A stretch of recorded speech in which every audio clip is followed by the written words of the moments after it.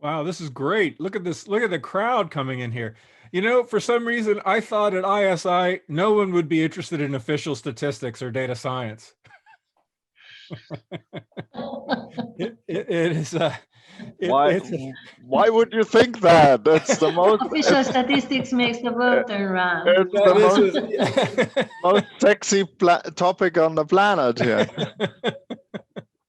this, yeah, purely intended to be ironic. This is, it is such a pleasure to see so many people. We're up to 70 plus participants.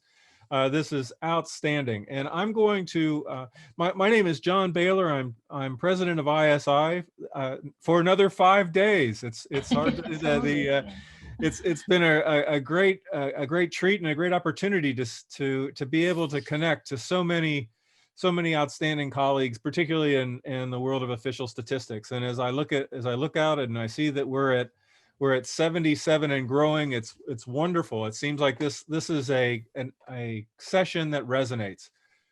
So let me tell you a little bit about our session. And I'm going to share my screen just to start this. You'll see that the session that you're seeing is one that I worked that's a collaboration. And so colleagues at the Harvard Data Science Review, Xiaoli Meng and in particular, and I were talking about this, and this session is tied to the idea of interest that both ISI and the Harvard Data Science Review had tremendous interest in considering and advocating and discussing. And in particular, it was the idea of what does it mean to think about the impact of data science on the practice of official statistics. And we were very fortunate to have a number of colleagues from around the world be willing to share their perspective and insights. You know, I feel like I'm having the opportunity to introduce an all-star team. Because we have colleagues that have tremendous perspective and background and insights that they're going to be sharing them with us. Now, I'm going to tell you that our colleague Albina Chua, I'm not sure she's going to be able to join us today. If she is, we're going to be changing our order a bit. So we have Yoel Finkel will be discussing the perspective that he has from the Central Bureau of Statistics in Israel, Gabriela Vukovic as the chief statistician of Hungary and president of the Hungarian Central Office, Shigeru Kawasaki as a former director general of the Statistics Bureau of Japan and chair of the UN Statistical Commission, and Stefan Schweinfest, the director of the UN Statistics Division, will be sharing this. And it's interesting for me, my last travel pre-pandemic was to the UN Statistical Commission meetings. You know, and this was a chance where I got to see our discipline at work throughout the world. And I think that the value of what we're going to hear is tremendous. What we had some questions that we challenged our speakers to consider. You know, so I couldn't help it. I just wanted to frame some homework for them to work on. So some of the questions that we've asked them to consider were, what does it mean to think about changes in this data science revolution, whatever that might mean to you, to your official statistics, from your particular situation and context? You know, what are key challenges and opportunities that these provide for us in this time? And we think about quality of data, how you collect it, data privacy issues. Does this have any impact in terms of making official statistics more or less dependent or independent from political interference, and more or less trusted by the public? What is it?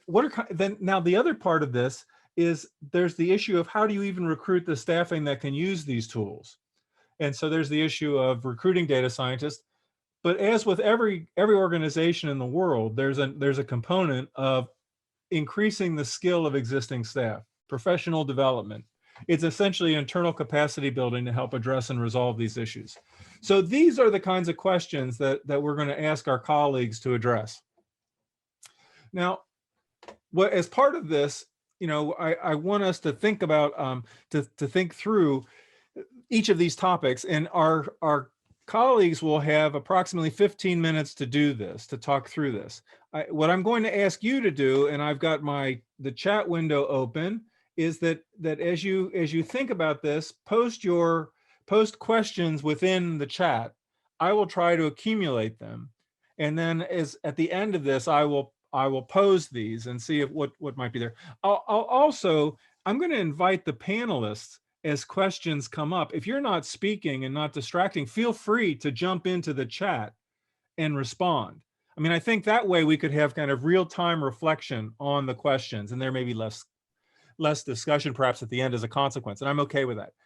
Last but not least, at the end of this session immediately leads into the International Prize in Statistics. So we're going to try to probably stop at about 20, about 20 after the hour. I was going to say the hour relative to me, but that's completely meaningless to my colleagues around the world. So, we're going to stop with about 10 minutes before the next session, just to give ourselves a little break, and then also to be gearing up for that. Okay. So I'm going to say, turn this over to Yoel, and I believe that you would like to share your screen. And so, Yoel, to you.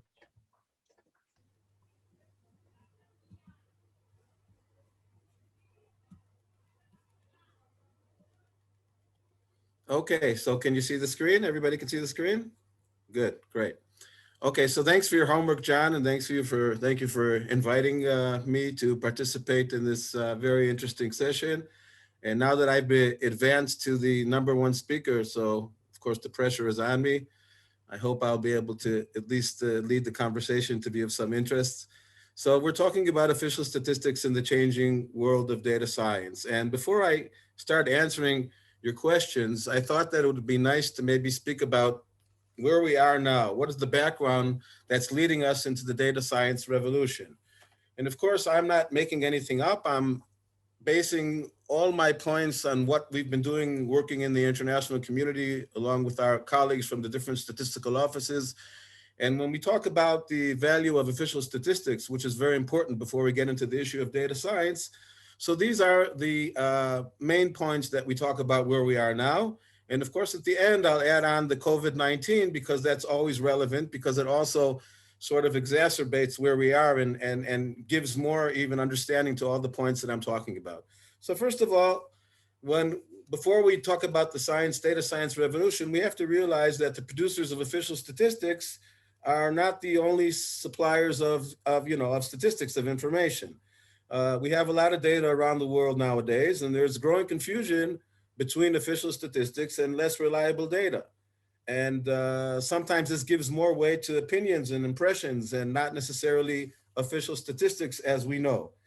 Therefore, as official statisticians, we have to stand out and be trustworthy as a source of information. And this is also crucial for trying to persuade our respondents, because we know response burden is becoming more crucial and more difficult. So the more we are trustworthy, it's easier for us to collect information. So that's one point. The second point, which we have a challenge, is that there are tightening budgets and there are pressures on the national statistical offices to be more accountable and to also demonstrate how effectively we use the public funding to meet the needs for statistical information. The technological advances that are now powered the digital and data revolution, they raise questions about how effective the national statistical offices are in using the new possibilities to expand the benefits that they provide to our societies. And of course, there's the big data challenge. Are we properly exploiting the big data, and are we, the correct analysis as a key success factor in public policy decisions? And like I said before, we saw this actually going on in COVID-19, where life and death decisions about, lockdowns, quarantines, and so on and so forth, they were based on data science, based on on AI and machine learning. And I'm sure in all the countries, like in Israel, this data was very much exploited. Okay, now also we have to take into consideration that the demand for statistics is growing rapidly, also at the national, the regional, and international level. And also the uses of the users, they have become more complex. We all talk about now the integration between macro and micro. Everybody wants tailor-made small population group statistics, etc. So this is where we are now, and we have to all the time think how we can prove that there's the value of visual statistics. So therefore, whether we like it or not, we have to take data science, big data, artificial intelligence, machine learning, all these things into consideration. And we can't disregard them and say, you know, we don't have to worry about these things. So it's a big challenge, but it's also a big opportunity. So now how do we move forward? And this is talking about your first question about significant changes in planning and activities. In our office, what we do is we map everything to the, you know, general statistical business process model, where we have the different phases from specifying needs. I mean, all the people who work in official statistics know this by heart. When we go to sleep, when we wake up in the morning, we have to know this diagram. And we have the different phases and we have the sub-processes. And up to now, when we talk about data science, we usually talk about data science in the area of the processes. In other words, the classical data science areas, which we have used now in official statistics, are usually in the issues of imputation, coding, and classification. So for example, if I talk about some projects which we do at the Bureau of Statistics in Israel, so one of the projects is how do we use artificial intelligence for automatic classification of economic activity and occupation according to Isaac and ISCO standards. Another project, for example, is advanced machine learning model for identifying ultra-Orthodox population. In other words, can we estimate subjective from objective? Because now when we ask the population, how religious are you and things like that, so the answers are subjective. But the question is, can we use data science in order to identify the population without actually having to ask the population? And then getting back to the issue of response burden, we have to think about that all the time. Of course, another ML, another machine learning model, which we're working on at the moment, is how do we choose the correct census address amongst multiple sources? When you think about now that in Europe, I mean, by 2024, everybody has to be in an administrative census. And also in Israel, we've been in an administrative or a hybrid census already for a while. So we have to use data science in order to help us to look at the administrative data and other data sources in order to be able to produce statistics without having to go to the population and ask them questions. So just one example about our artificial intelligence model for automatic classification, just to understand what we're talking about and why this is important and why it leads to efficiency. So this was a model where we used the data set, which had 700,000 records and so on and so forth. But the important point is that we were able to, let's say automatically, the computer was able to code and classify with 74.1% accuracy on economic activity and 68.5% accuracy on occupations. And so the main conclusion, and this again is just one example of many that we're working on now with the Bureau by us, is that the model, the implementation of a machine learning model makes it possible to increase the work efficiency, and about 30% of the cases will not be sent to manual coding. And this figure is very important because when you have to do classification in a census, so then it even becomes more difficult and you're talking about larger shares of the population. So all these kind of models that we use in order for using imputation and coding and classification are very helpful. But these are what I call the traditional, I mean, even though it's not traditional because it's AI and machine learning and so on and so forth, but these are the more traditional or the uses. If one were to go into the depository of all the projects on big data in the world of the United Nations, we would see that most of the projects are in this area, okay? So in order to sum up the first question, so we mapped the data science to the GSBPM, we end up with the classical uses, and now we're asking ourselves, can we move to other areas? In other words, can data science be utilized to fully produce statistical outputs executed in traditional methods? Like I mentioned before, we still use surveys to ask subjective questions because hopefully all of the objective data we'll be able to extract either from administrative sources or from other sources and use data science. But the question is, further down the road, will we be able to answer subjective questions also by using data science? I do not have the answer to that question yet, but I'm sure that many social science and also computer science and statisticians are working on this. And also, can new statistical domains be covered? So again, for the answer for the first question is we use the data science for the classical uses, and now we're looking at new domains. Can we also take advantage of that for new areas? Your next question was challenges and opportunities in the digital age, issues of data quality, how to handle the black box. On the one hand, we use data science. On the other hand, when we talk about statistics, it's easy for us to be transparent and to explain to what we do. But when we talk about machine learning and things like that, then there's issues. Are we always clear on what we're doing, and are we able to communicate this to the public? And what does this mean as far as our transparency and our trustworthiness is considered by the population? Data collection, can we use the data science for alternative sources, methods, optimization of traditional processes? The third question that you asked was on data privacy. So of course, now the question is, in the era of digital age and data science, is there such a thing as non-identifiable data in the digital age? So if we give access to microdata, as all good statistical offices do, and then we have areas of privacy. So on the one hand, are we giving out too much information, and are we sure that we can keep this information private? On the other hand, how do we take advantage of data science in order to move on to research via synthetic data, data cloning, take advantage of statistical disclosure control? So I'm trying to show the two sides of everything, and that's as far as the challenges are in the digital age. The question that you asked on public trust, independence, political interference, again, I'll try and use the verses.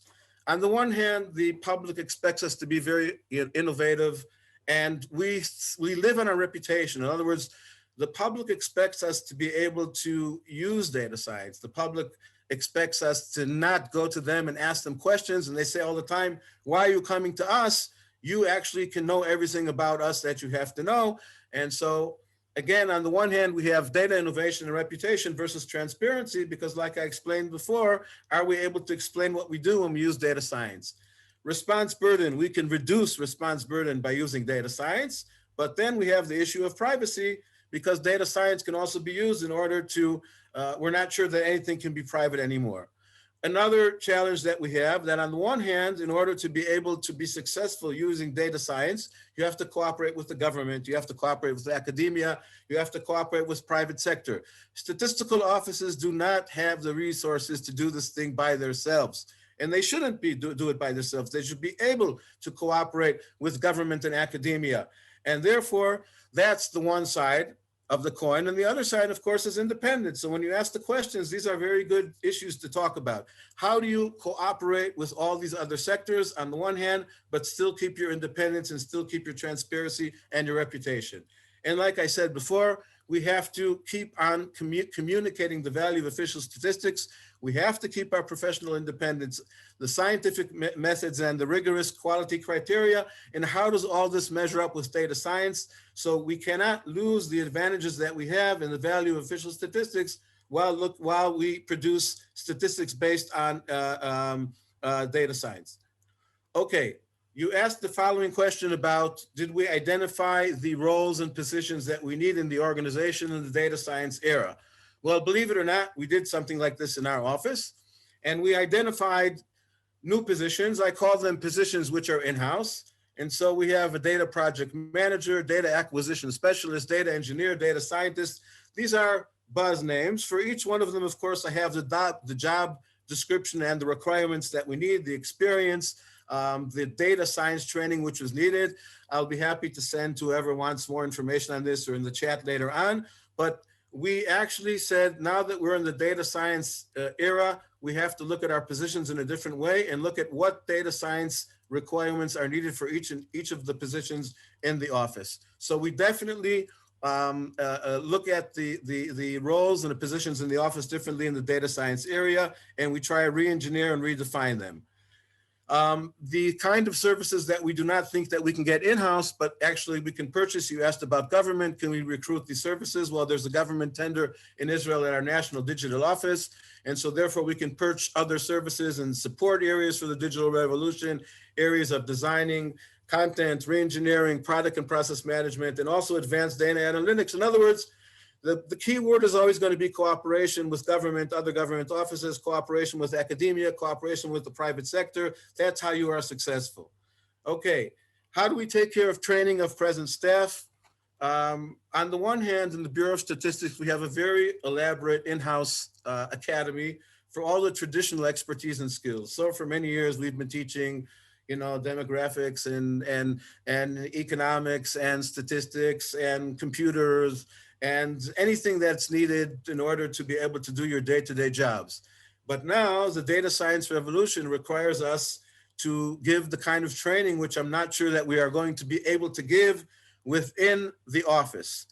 So since it's beyond the traditional courses and methods, again, we're back to the same issue. We started looking at joint programs with academia and with the information sector. And in other words, the way to go in order for us to tackle as official statistics in national statistical offices, the way for us to tackle the data science era is to cooperate with the national statistical system, to cooperate with our government offices, and to cooperate with academia and with the private sector. And my some final remarks, and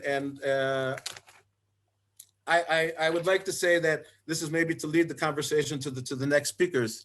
The digital revolution and the data science have given new meaning to the national statistical system. And I'm sure some of the speakers after me will talk about the new role of the National Statistical Office as being a data steward and the importance of data science in this role.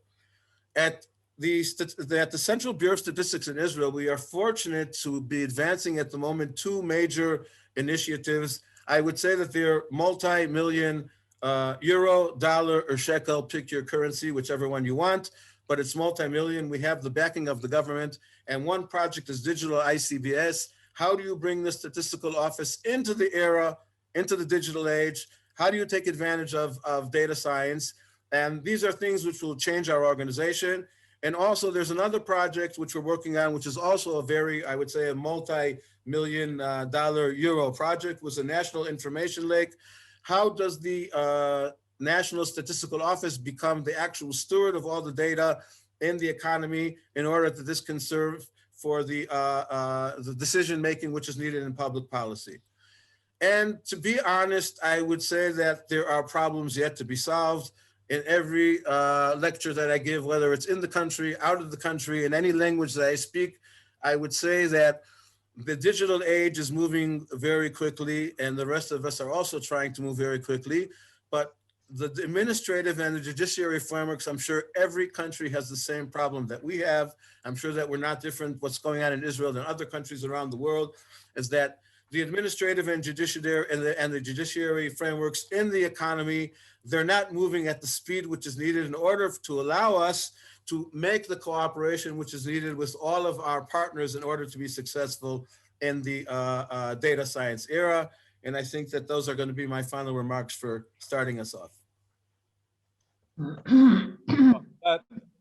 Well, first, that was outstanding. What an outstanding! I'll give you my virtual applause through Zoom. But I think that it was a great foundation for what we're going to discuss, and I very much appreciated the broad perspective.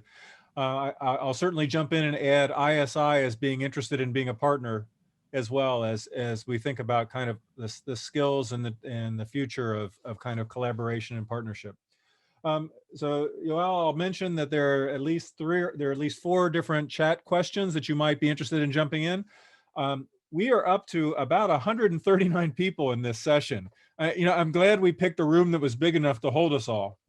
So this works quite well. I would also suggest that if you want to identify a particular speaker with your questions, you could use an @sign with the speaker's name just to say, this is for you, and we can move forward with that. Y'all, also thank you for the 15-minute, sticking to that. That's, as a chair, I'm so grateful when that occurs.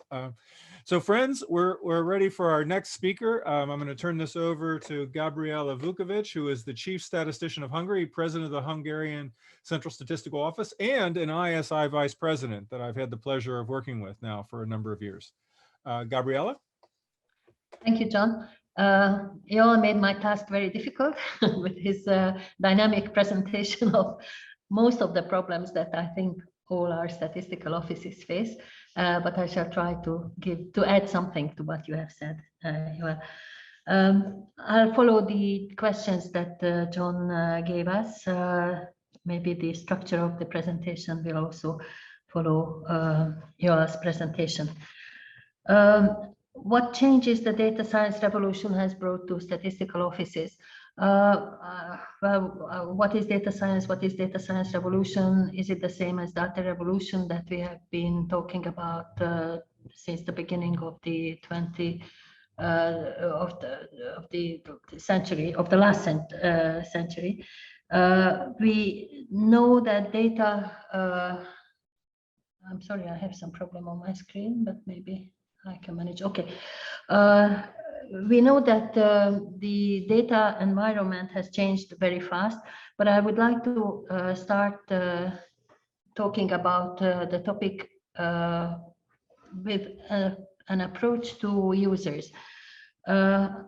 Users' needs, as you all also mentioned, has changed enormously. It has evolved enormously fast.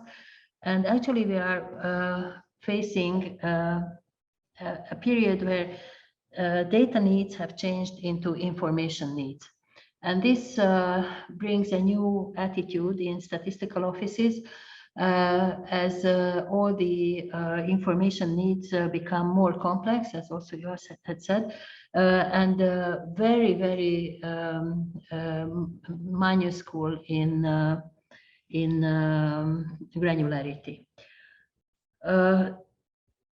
The decision makers want much more data, much more timely data, and they want different relevance in their data. They want to see the data needs that they identify to be the central core business of national statistical offices. During the COVID crisis, this was very explicit. And actually, all the national statistical offices, including my office, could deliver a lot of additional information that we didn't produce before to the decision makers, and to do that at a much more timely manner. Now, in fact, we did not introduce data or very seldom introduced data science techniques in that. We actually tried to use our old techniques and well, not old, but anyway, our regular techniques and procedures and methodologies to produce faster data. And that meant that we also had to cope with the problem of quality dimensions. Our data became much timelier during this COVID crisis, but sometimes the accuracy was questionable. And we knew that. Of course, we had to be very transparent about that, and that is very important when we talk about trust in official statistics and in statistical offices, to be very transparent about what we do and how we do it, to make sure that our users can assess the quality of our data and, as I said, the accuracy of our data. In order to deliver in the future and in a more systematic way, we certainly need to be using all relevant and all possible available data sources. Now, what is relevant is a difficult question because, okay, our traditional data sources are surveys, and I would say also traditional by now are the administrative data that we use. Sometimes the integration of various administrative data and survey data may not necessarily be traditional. We have to still work on some of the methodologies to be sure that our data produced through the integration of all these various sources is high, the quality is high enough. But we probably will have traditional sample surveys. I don't like the word traditional in that sense because it has a bad connotation as opposed to modern, but still it's traditional. it's old age, and of course the value of traditional methods is proven. So it's something again that I think is a rather positive connotation that we should give sometimes to traditional. Anyway. Traditional data sources, surveys will remain with us, but everybody sees the reluctance of data providers to respond to our surveys. So we shall have to complement, at least in fast, our data sources with other data sources, and possibly also replace in the future. I would say that traditional surveys are the tools of the 20th century, and maybe all the other data sources, and especially the integration of other data sources will be the tools of are already the tools of the 21st century. Of course, in statistical offices, there are lots of limitations. Certainly in terms of quantitative and qualitative terms. Resources, money, it's easy, are needed. Investment is needed in order to later have a higher efficiency and to save more money, or at least to produce more and better data with the same amount of money. But also in qualitative terms. For the time being, and I shall be talking about that, answering John's questions later, certainly we don't have all these skills that are needed. We have a lot of statistical skills in our office, mathematicians, geographers, all kinds of cartographers. We have very many statistical skills in the office. Some of it can be converted in the future into data science skills, but that is also limited. So we shall have to recruit the data scientists in the future. At least some data scientists. I wouldn't say that all kinds of data scientists and all skills of data scientists are needed in a statistical office, and especially that they can be integrated into the statistical office. But I shall come back to that again. Your second question was about the challenges and opportunities we see in the digital age, especially to data quality and data collection, data privacy. Well, data quality, I think it is obvious, or at least to me, it's very obvious, and probably to many official statisticians, that official statistics data quality is higher than any other or most other alternative data producers' data quality. There are very strict rules of ensuring data quality and data management in national statistical offices, and these have to be observed. These are very transparently applied rules. So all users can be sure that whatever the statistical office produces and shares the meta information about and the quality information about is of the quality requested, or at least is of the quality the office is committed to. But we also have to see that the perception of quality depends on what dimensions of quality the users value.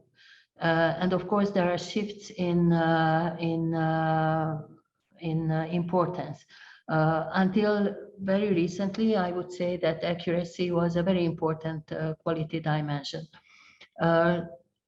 Recently, and especially during the past year of the COVID crisis, timeliness became the most important quality dimension, and relevance also, because some of the data requests that that decision makers requested, and at a very timely manner, were just not produced before by the statistical offices.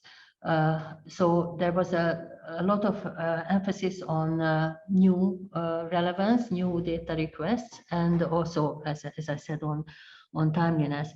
And here the trade-off between timeliness and accuracy was very clear, and the fit for purpose quality was really also very clear. So decision makers needed the type of data that allowed them to bring the appropriate measures, to decide on the appropriate measures concerning health issues, concerning whatever epidemiological issues, but also concerning labor market, also concerning poverty, also concerning populations in that became in fragile situations, that got into fragile situations. So the type of information need not have been very accurate. It needed to be sufficient for the decisions to be brought.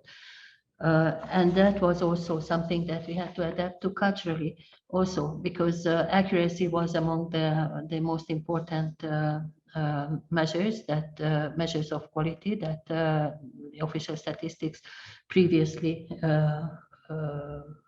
lived by, and now this had to be changed into timeliness and of course relevance. Another thing that the data science revolution, or the key challenges and opportunities of it brought about, was the need for innovation and for flexibility. You mentioned just before we started this discussion, John, that the COVID crisis taught us that flexibility was the most important. Sure, we certainly needed to be very flexible, and we also needed to change the cultural attitude of our staff in that terms, to accept that flexibility and innovation is something that will be with us in the future, and that will be the basis of our survival really in the future. If we cannot be sufficiently flexible and innovative, then we will never be able to deliver to the decision makers the appropriate, relevant and timely data that they need. The privacy issues, I think the most difficult privacy issues in this new world will be the granularity, because of course it's difficult sometimes because of privacy issues to access some of the data sources for official statistics, but that can be overcome. Actually, it needs a little bit of more understanding legislation that would allow statistical offices to access various data sources. But if it's important enough, the legislation will be eventually amended or brought. But I think in terms of the outputs of official statistics, it's the granularity that may bring about the most difficult privacy issues, because all the others we already care about. So we have our mechanisms, we have our methodologies to ensure privacy and confidentiality. But the more granular the data become, the more difficult it will be. And at one point, it may even be, well, not impossible, but almost impossible.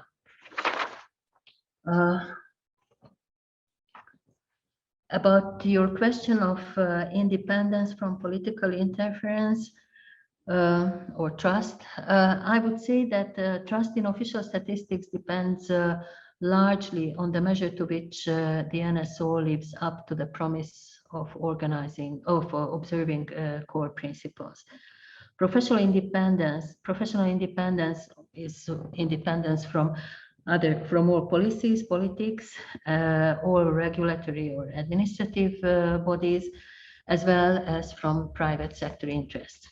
Now that means that it is, if our commitment to quality, impartiality, objectivity, confidentiality, and independence are observed and communicated in a transparent manner, I think that may not be a big problem just because of the introduction of data science into our activities.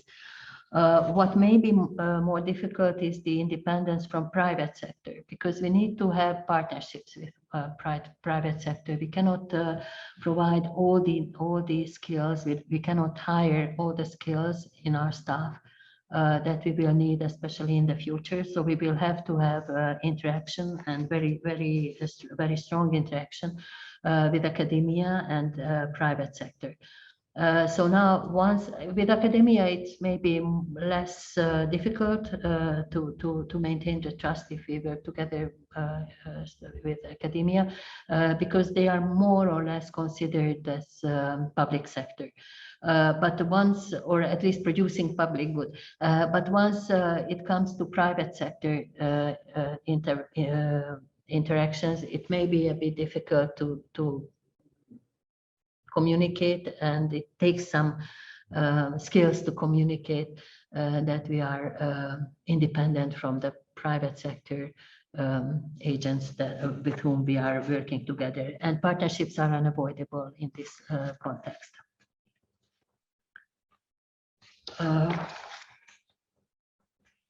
What efforts do we make to recruit Well, in my office, we have not until now recruited data scientists.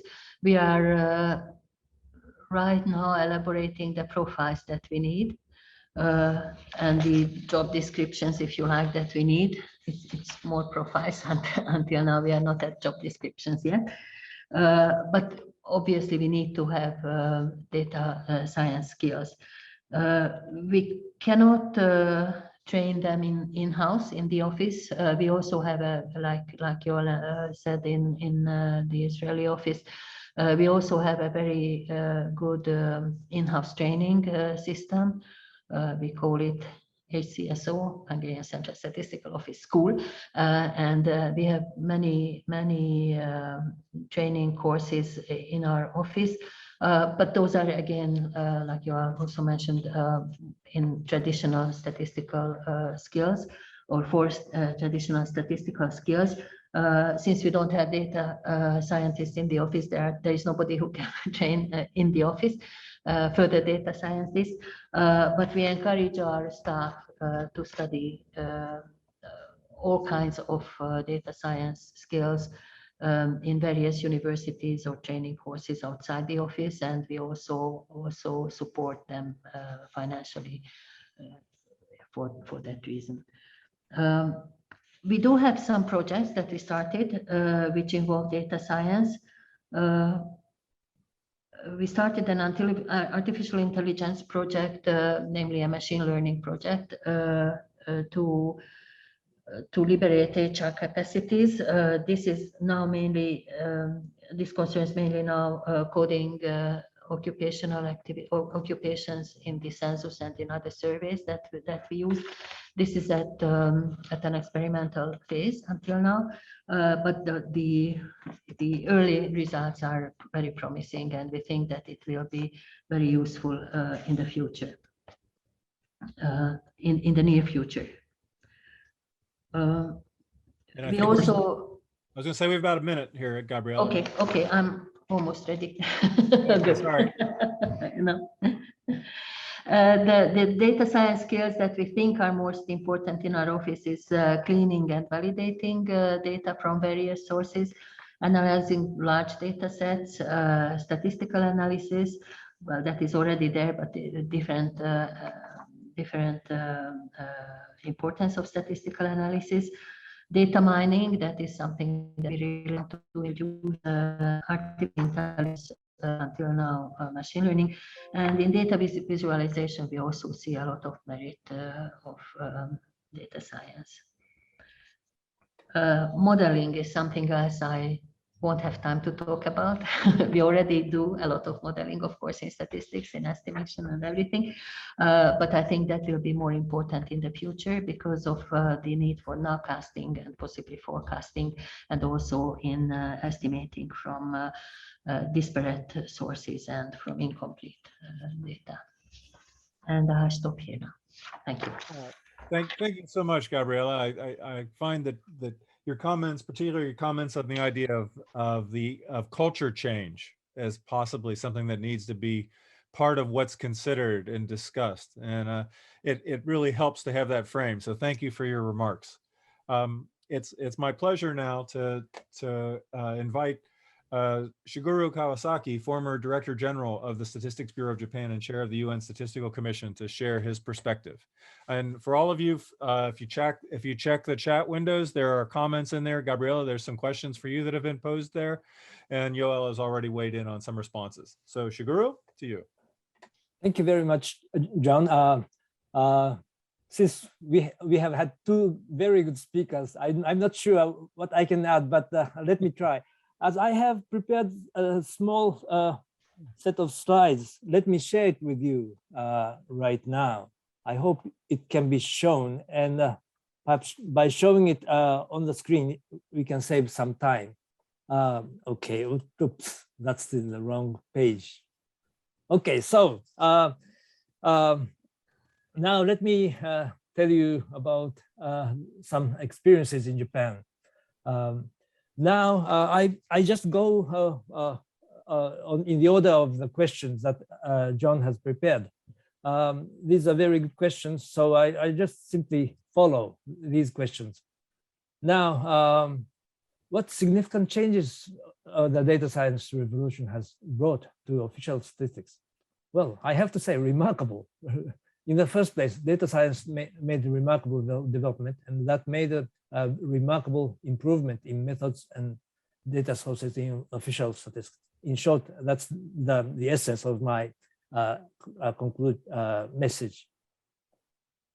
But one thing I have to mention is that the borderline between conventional statistical science, and the new field, data science, is not very clear. So it's very difficult to say which part is really data science and which is really the conventional statistical science. But anyway, let's don't be too sharp about it. And now, actually, my basic perception is that official statistics has a great affinity with data science in the first place, because data science is usually perceived as the composition of four main elements: math, stats, and informatics, domain expertise, and big data. Now, if you look at these elements, then that's something we have been doing traditionally in official statistics.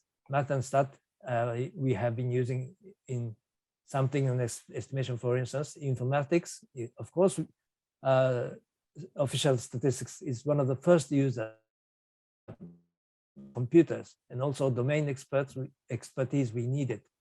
So more advanced methods has been adopted whenever the new methods are found useful. Now, in this discussion, I think we have to be careful about one point, that is the scope of official statistics. It can be narrower or broader, depending on the country's situation. Statistics are not just published by NSOs, but also non-statistical departments, as Yoel has just mentioned. Now, the scope varies depending on how much the latter case, the non-statistical departments, is regarded as official statistics. For example, in the case of the COVID pandemic, in many countries, I think statistics, national statistics offices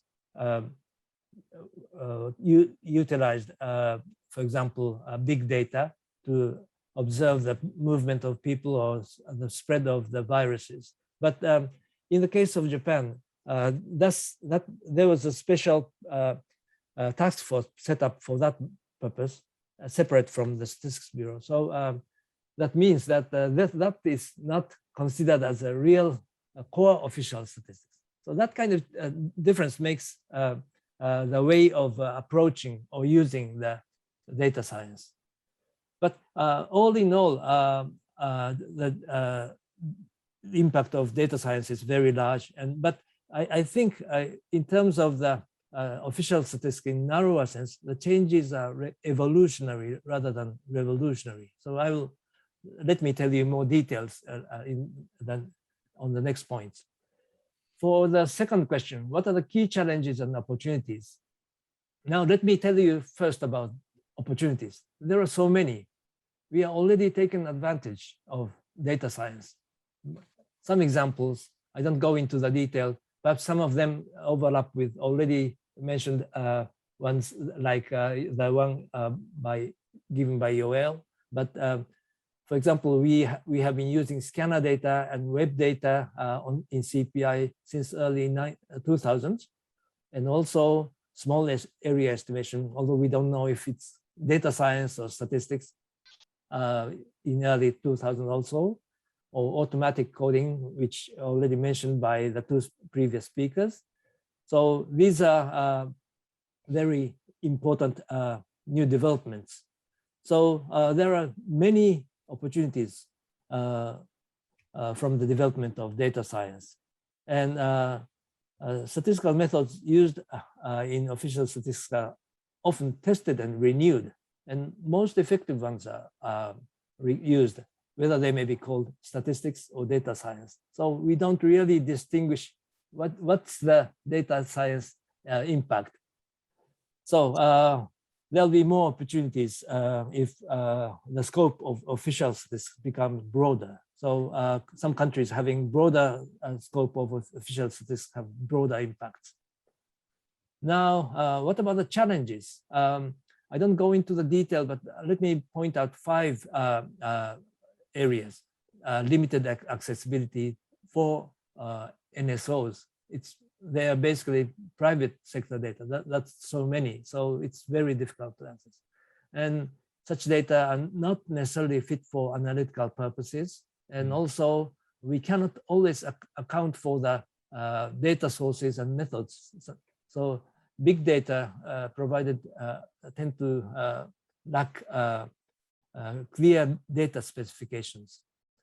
And also uncertainty in continuity of data, especially those provided by the private sector, sometimes terminated all of a sudden due to the business reasons. And also, finally, that's most important, concerns about privacy protection.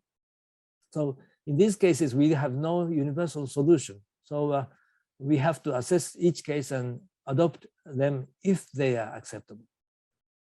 So will the advance of data science make official statistics more or less independent or trusted?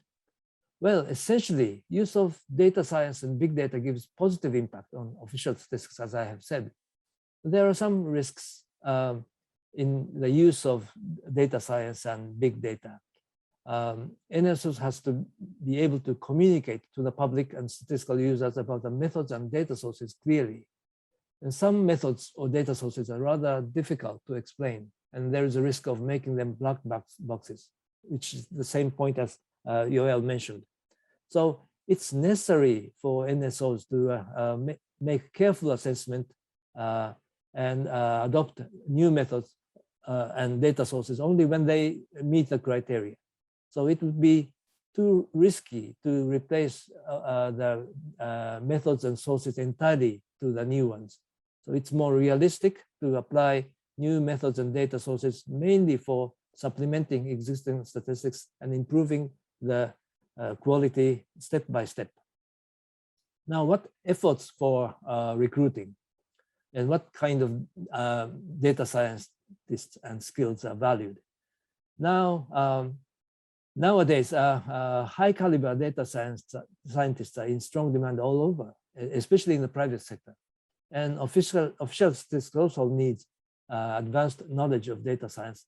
But NSOs do not have to necessarily lead the field of data science in terms of technology.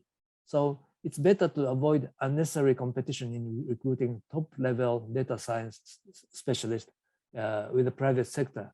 So it's more realistic to focus on the recruitment of those who have sound knowledge of math and statistics with high learning abilities. So it's necessary to have diverse background, of course, math and physics and economics and other scientific field. And knowledge and interest in domain expertise is, of course, essential. Now, what additional backgrounds, expertise do the staff need in light of those data, the new data, and how do we skill them up? One thing we should not forget is that both NSO staff and those of non-statistical departments now need training in statistics and data science, along with the increasing interest in data analysis for evidence-based policy making. So what we have been doing recently in Japan is to make the training available to non-statistical department as well, according to the level of their basic knowledge possessed by the staff. So in this process, it's important to give hands-on experiences using realistic cases. So starting from the real examples available in our own work, arrangements are made to work in collaboration with universities and research institutions. So data science has been giving strong tailwind for official statistics by providing new methodology and emphasize the importance of data in our society. So official statistics have benefited so much from data science. New methodologies are adopted in official statistics gradually after careful assessment, and regardless of whether they are called data science, statistics, or informatics. So we cannot distinguish whether that's the benefit from data science or statistics, but clearly development of data science really helps improve official statistics. That's all. Thank you very much.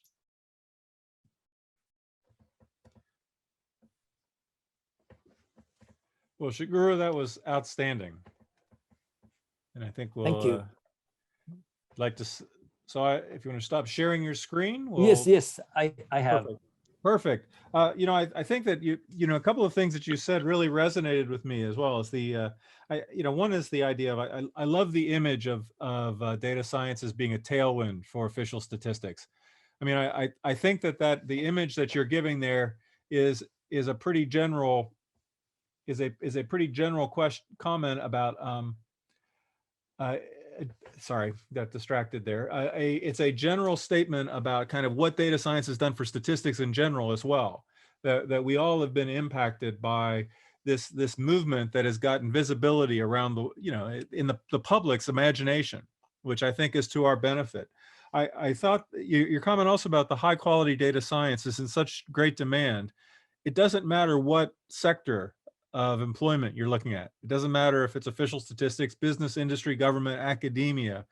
And that really, in my mind, reinforces the need of the last point that you made, which is to upskill, to kind of what is it that you can continue to do to build the skill level of your existing staff. You have to have that strong foundation. I think that's an important message. So thank you for that.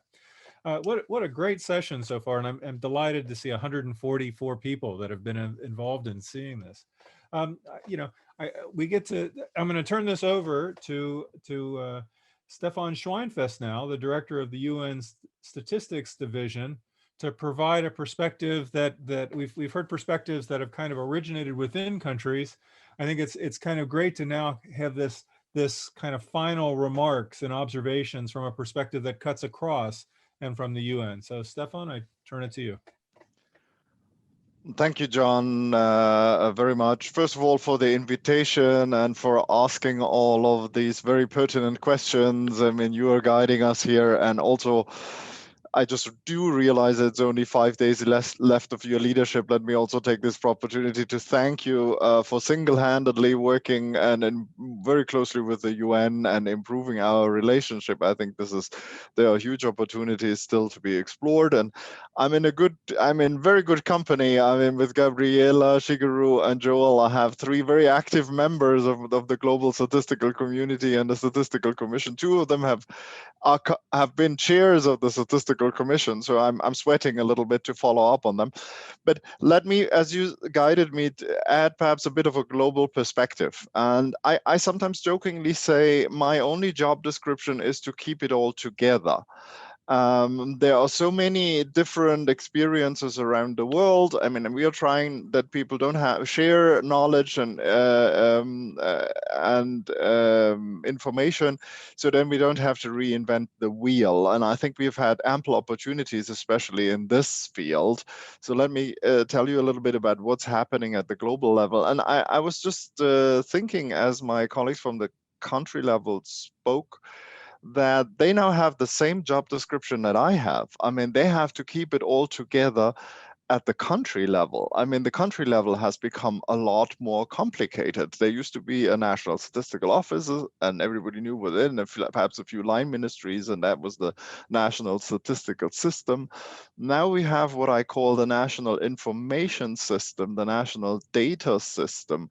And somebody has to keep it all together. And I think national statistical offices are uniquely placed. That's why we're having these discussions on data stewardship. So in a way, you've all become little United Nations inside your countries. And so, but I think the integration and again, keeping it all together is one of the key messages. And so So at the Statistical Commission, we have actually started discussing big data in 2013. And I'm always very proud of this because the data revolution discussion was only in 2014. So actually international statisticians are quite agile. They saw this coming very early on. I mean, and I've seen this once again in the crisis right now. I think the global statistical community has been a community of solidarity. I can tell you there were other parts of the UN that didn't function so well, where countries were turning onto each other.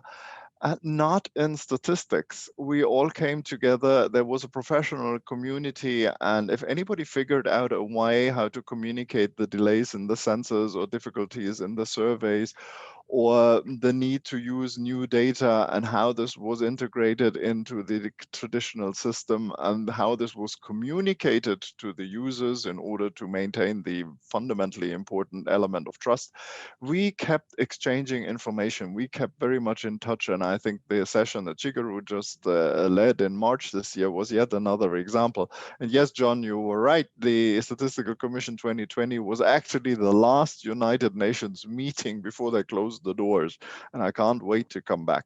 So big data, we have been talking a lot about big data, and the elements have been described here of how to use satellite data, mobile phone data, social media data, scanner data, etc. I mean, the countries know better than I do. We are just pulling the information together and help countries to share that information. Let me make one important point. I think at the beginning, I was always joking and saying it sounded like a soccer game. It was official statistics versus big data, and somebody had to lose and somebody had to win. I think we are finally beyond that, and we are thinking about how big data, non-official sources, and data science, this whole discussion is how do we integrate everything and keep it, put it all together so that we can satisfy the voracious appetite of the users for relevant, timely, immediate data, detailed data, et cetera, et cetera. At a global level, also a couple of other things have happened, and I think it's no coincidence in the last couple of years. I mean, we have been working very much with geospatial information that is important for disaggregation. Everybody were in the crisis. The first thing when you switched on your television set was you looked at numbers and maps, because the disaggregation, the local, the spatial element became critically important. So I'm very pleased. It took a crisis to get there, but I'm very pleased that we are really working on this.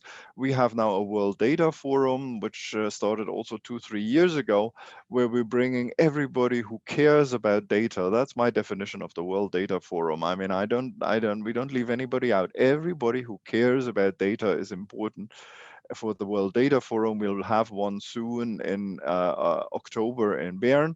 So you are invited to connect. And we were even able to reach through to the highest level. The Secretary General has now a data strategy. So I think it is very important that you also get the political support and you get the attention of the highest political level. It's sometimes you have to struggle a little bit. It's not always the right attention that you get, but I mean, at least once you get attention, a door is open and you can walk in there and start a dialogue, and that is important. So these are a couple of the things that have changed at the global level and that are supporting very much about what is happening at the national level. And I think the crisis, the COVID crisis, with all the need to modernize, invest in IT, get new data elements, and so on and so forth, come up with better data and more granular data and more quicker data. This has even accelerated trends that existed before in a way. So opportunities and challenges, I think we have talked about this. There are lots of opportunities, and the countries have really bringing more data together, satisfying the user appetite better. The biggest problem is access to data, and I think we need to find ways to regulate and manage this. I've heard many times chief statisticians saying, oh yeah, in the crisis we suddenly got access to ministerial data and private data, but God knows what is going to happen in 6 months from now. They will close all of those doors to us again. So that would be unfortunate. So obviously we may need regulatory frameworks, that facilitate that better flow of information. But I mean, with great powers come great responsibilities, Spider-Man principle.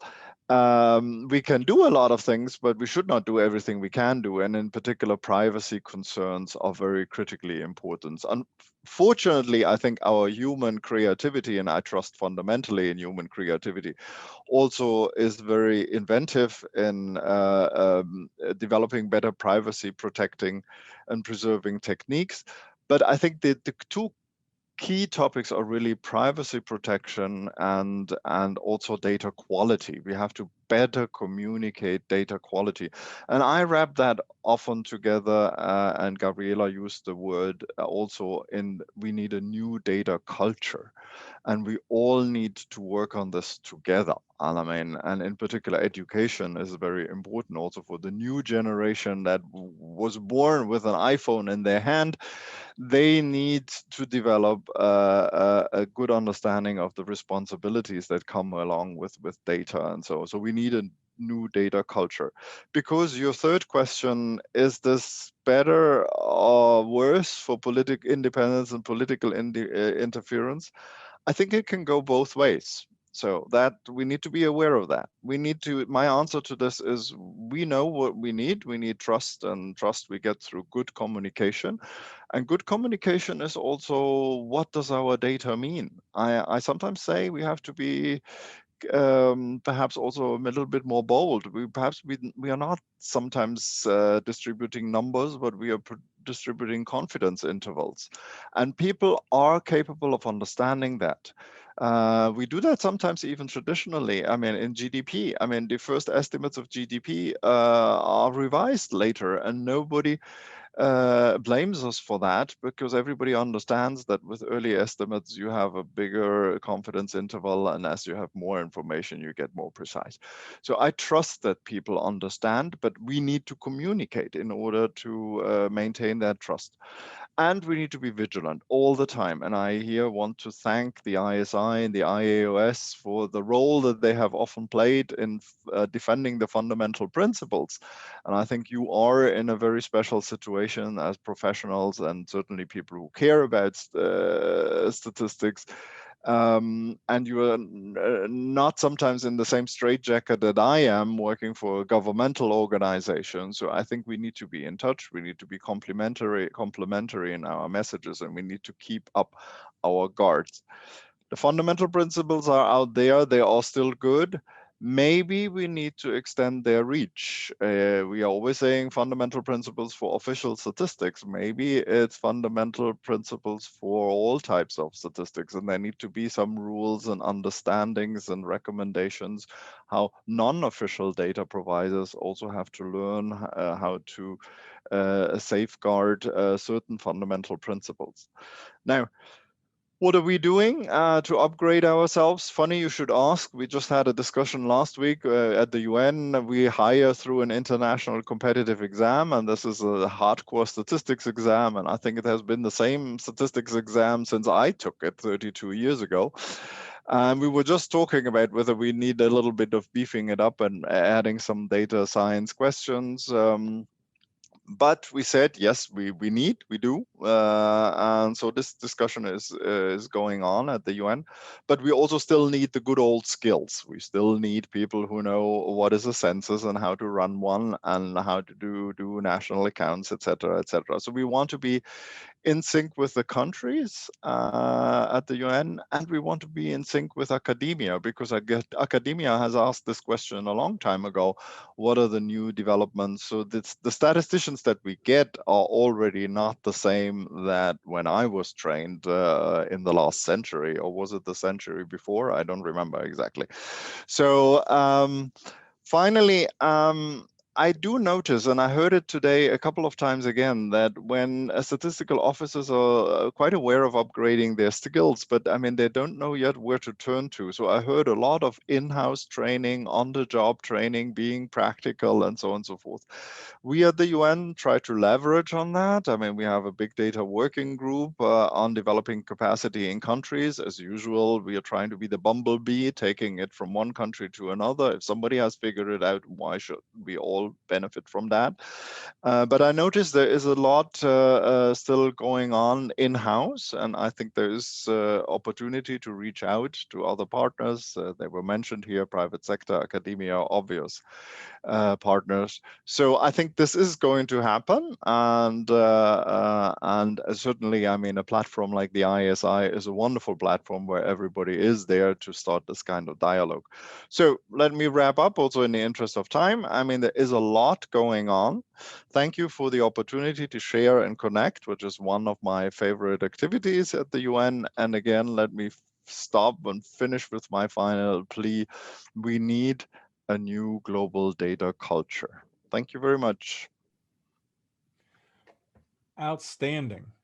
What a great comments, great remarks. You know, Stefan, I heard you made the comment that essentially data science accelerated a trend that existed before, and you know, and I think in Shiguro's remarks, I also heard that, you know, that essentially that data science, I think official statistics has been incorporating new technology, new tools as they emerge. I don't think of this as something that's this lightning strike of new and different that hasn't occurred before. It's just newer technology, new data, new opportunities. And I find that the vision that I've heard presented by our four speakers is really resonant. I think that I'm intrigued at the idea of extending the reach of the fundamental principles. I find that and I'll also comment as someone whose day job outside of ISI work is in academia, is thinking about what it is that are the needs of your communities for our students. So I really do, I heard the ideas of the partnerships that existed with the data holders and the individuals who are generating it. And I see that some of the ideas of even education and what fundamental principles mean, what ethics mean in data, particularly as I hear the comments that have emerged from many of the speakers today about privacy and confidentiality as being this difficult, challenging, and concerning side of the access to the data that has been described. I'm going to, there have been many comments here, and I saw like the question that there's no clear borderline between the statistics and data science, and I think that's fair. It's not, we're not distinct. There are statistical principles in data that the data scientist must know, but statisticians are not necessarily data scientists. I mean, it's just there's computational components. I think that the interdisciplinary team model is one, as Yoel was describing earlier about putting his groups together and with these new technology. And there were questions that emerged, Yoel, and that I think you've responded to about where do these people fit in? Where when you're hiring these individuals with these special skills, how are they integrated? And I really liked Yoel's comment about kind of start with the vision of what the entire organization is, and then see where you layer in these additional skills and specialties. I think that this, we hear that, as Gabriella was talking about implementing this across different groups, that really was coming in. How do you use this? How do you best incorporate and involve these individuals? I love the history of kind of different places where these have been used, like Shiguro was mentioning, in terms of, different ways in which these new technologies were being implemented and incorporated into the practice of the agency. And I think that's kind of the model that we all live by, which is as the new technology evolves and emerges, that we bring it in. I want to just say I am so delighted and honored to have been part of a session like this with these four very distinguished colleagues who have the years of history and perspective, and who are now talking about tools that did not exist when they started their practice. My students all laugh at me when I tell them that I was practicing statistics before R was even in the imagination, other than a letter of the alphabet. So these are tools and technologies and techniques that we will all continue to learn and grow. And as part of ISI, I can speak to the importance of capacity building. And I think that there would be no disagreement, I think, among my colleagues here on the panel today, that that's something that we all are going to be continuing to grow and develop. I'm going to suggest that you know, as you review some of the comments here by the speakers, there may be other things that you would like to address. I took the opportunity to say I can talk about this stuff, as I can be a de facto discussant to jump in, because it's just easier, I think, given the structure of 140 people in a virtual environment. Again, I'm going to ask us all the audience. You probably are hearing the applause from around the world for the brilliant job that the four of you have done. And so thanks again. I'm going to suggest that we bring our session to a close now. It is being recorded. It will be available. You can share that with others. And I will then suggest take a break, but come back soon for the International Prize in Statistics winner, whose work Nan Laird I was in graduate school when this paper came out, and it revolutionized the way that we thought about longitudinal data and methods. And it's really cool that we're going to have a chance to hear about her perspective here in about 10 minutes or so. So again, thank you all for coming, and thank you for the outstanding work by all of our panelists. Bye-bye.